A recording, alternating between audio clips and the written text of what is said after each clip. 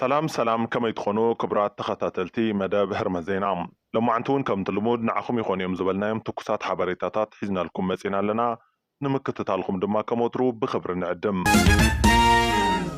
سومناوي ملغتي ودب هزبا ويانا حارنا تقراي تمزابلون استسددون وقناتنا نام مربتم يملسو كالكلا ندادي شقطاتن بصحت عدن تطويبال كرامات زي عمد تسفا بزهب ملكع ابستفالاليه كبابتات تقراي بصبوق شفان زناب جميرو اللوم زي كونتات نحرستاينا بحفش ادمان ملا هزبنا زفطرو تسفان حقوسن عبيوم كوينو قنا زي زر ازلو ناي تسفا دبنا نتي زحلف 4 عامت كرمتن اب كيندا زلو هزبنا زلو صعنتو دما حقوسنا ملو كيخون يقبروم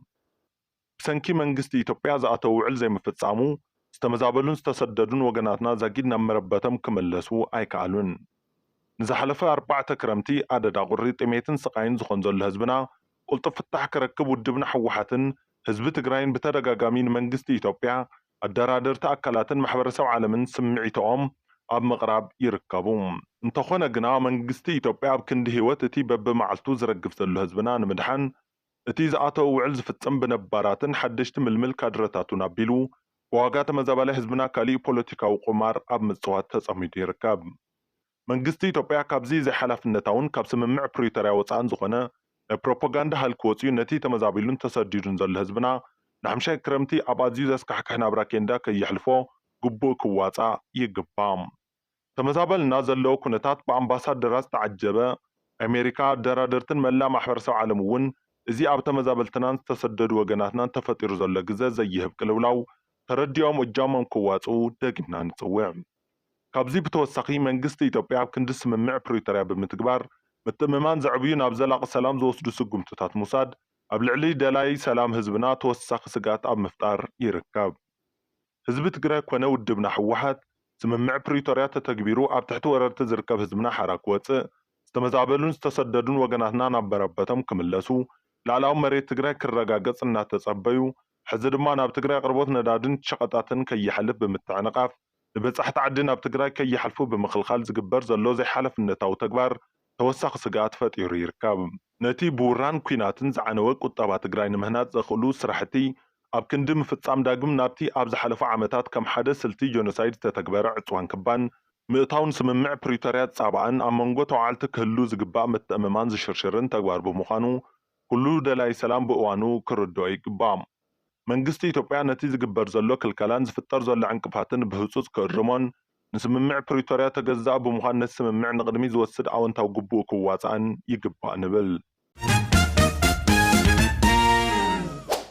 ካብ ኤርትራ ንዝመጽእ ዘሎ ጻሕታር መግለጽታት መንግስቲ ብሰላማውን ዲፕሎማስያውን መልክዑ ምላሽ ክህበሉ ከም ዝግባእ ኣባላት ቤት ምክሪ ኢትዮጵያ ገሊጾም ነዚ ዝገለጹ ኣባል ቤት ምክሪ ተወከልቲ ህዝቢ ኢትዮጵያ ዝኾኑ ኣምባሳደር ዲና ሙፍቲ እንትኾኑ መንግስቲ ኢትዮጵያ ብፕሬዝደንት ኤርትራ ንዝቐርብ ጻሕታር መግለጺ ስዒቡ ናብ ጎንፂ ከኣቱ ኣይደልን ማለት ብሄራዊ ረብሑ ኣየውሕስን ማለት ኣይኮነን ክብሉ ገሊጾም ቤት ምክሪ ተወከልቲ ህዝቢ ኢትዮጵያ ምስ ካልኦት ሃገራት ከም ዘካይዶም ርክባት ምስ ኤርትራ እውን ተመሳሳሊ ርክብ ክገብር ድሌት እኳ እንተሃለዎ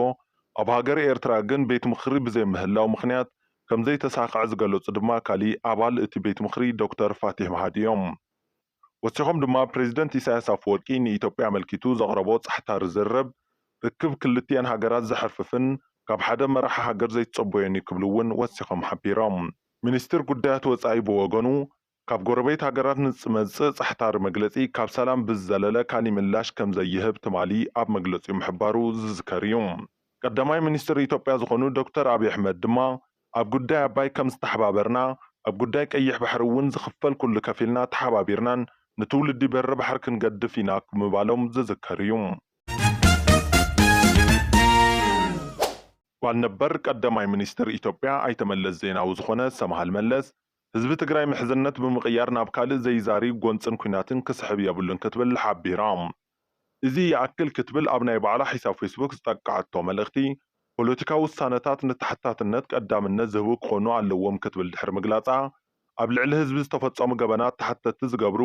ወይ ተሓታትነት ዘረጋግፁ ክኾኑ ይግባእ ክትብል ወሲኻ ገሊፃ ሰምሃል መለስ ወሲኻ ድማ ሓቀኛ ፈውሲ ብሕጋዊ ፍትሒ እምበር ብሓደሽቲ ምሕዝነት ዝመጽእ ኣይኮነን ክትብል ኣተሓሳሲባ ኣላ حلافي حلوا VIP عجبا دكتور دروسين زخنة تقدلاي زناب حقوس لابتوب بمدفع حنتي لابتوب كل التميتشح حنتي أدم حدا ميتشح بقمت بدمرو ناي سلسة ميتشح بركسي تحبابار بمبال كم استمسرتلو تحبيروم كابزي بتوسخ دما مستر هاجر زحزت لابتوب حليفخا بمهاب زبل كسون كم استمسرتلو زرخبنا يحبريتا يملاخت تقدلاي زناب حقوس بوغنو أب سلسة بوتا حلوات أدتا كم زت تحبابر بمقلاص كاب حلافيت بيت صحفت ودب حوحت زخنات فتلور قبرزجير ويخع منجورينو صانيحو ناب كل البيت صحفت كم زخدن بمموقات اتكسي كم زي ملكوتن نايو حس مسلو كخبرولن حاتيتو يوم بوليس دمان توسخ مرمرا بزحتتو قصار مسرد دما نا 14 معلتي بداينا توسين للام مእታው ሰራዊት ኤርትራ ናብ ትግራይ ኣብ መቐለ ምስ መጻኹ እየፈሊጠ ንካኣት እውን ምንም ተራይ ነበረንን እናበለ በብዝረኸቦ ሚድያ ዝሙግዝ ዘሎ ነባር ተጋዳላይ ሕወሓት ጀነራል ዮሃንስ ገብረ መስቀል ወይ ከዓ ዮሃንስ መንጋግ ቀዳማይ ሚኒስትር ኢትዮጵያ ዝኾኑ ዶክተር አብይ ኣሕመድ ንፈለማ እዋን ኤርትራ በፂሑ ምስ ተመለሰ ተራኺብና ፈለማ ዝሓተትክዎ ሕቶ ኤርትራ ከመይ ረኺብካያ ዝብል እዩ ድሕሪ ምባል ዶክተር አብይ ኣሕመድ ድማ ኢሳያስ አፈወርቂ ነቲ ሃገር ኣብ ፀሓይ ዝተሰጥሐ ዝደረቐት ቆርበት እዩ ኣምሲልዋ ክብል ከም ዝመለሰሉ ሓቢሩ ቀዳማይ ሚኒስትር ኢትዮጵያ ዶክተር አብይ ኣሕመድ ዝሃብዎ ምላሽ ድማ ገላፅን ዘርክዕን ነይሩ ክብል ገሊፅዎም ጀነራል ዮሃንስ ገብረ መስቀል ወይ ከዓ ዮሃንስ መንጋግ መንግስቲ ትግራይ ምስ ኤርትራ ርክብ ጀሚሮም ሕዝነት እንተደኣ ፈጢሩ ምስ ሓይልታት ምክልኻል ኢትዮጵያ ኮይኑ ክዘምት ቅርብ ምዃኑ ቅድሚ ሒደት መዓልትታት ገሊፁ ምንባሩ ዝዝከር እዩ صباح عبي مدرخ مملاس مننتن وسنن مريت تግራይ ክሳለጥ እዩ እቲ መድረኽ እታሳልጦ ድማ ሲቪክ ማሕበር መምላስ መንነትን መሬትን ትግራይ እንትኸውን እቲ መድረኽ ጽባሕ 23 ጉንበት 2017 ዓመተ ምህረት ኣብ ከተማ መቐለ ኣዳራሽ ድምፂ ወያነ ትግራይ ካብ ቀትሪ 8 ሰዓት ጀሚሩ እያ ክተሳልጦም